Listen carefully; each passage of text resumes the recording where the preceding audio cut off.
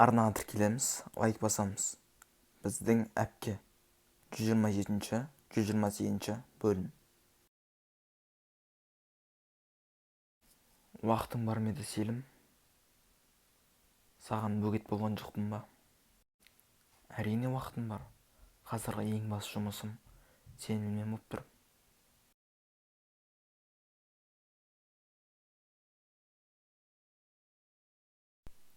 Күйеу бала.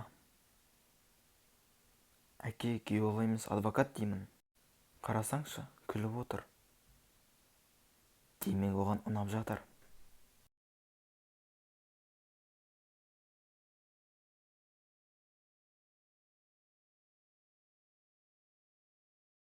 Анда жігіт саған жақпаған сияқты ғой. Маған жақпайтын бір жігіт болса, ол сенсің. Неге ылғи мәселенің бәрін сәлімге әкеп тірейсің? Барыш, сенің отбасың бар емес пе? Қызғанып жүрсің бе, Фелис? Оның ұят болады. Нағыз жынды екенсің. Той қашан? Біздің әпке 127-128 бөлімнің соңы. Аударған Нор Продакшн.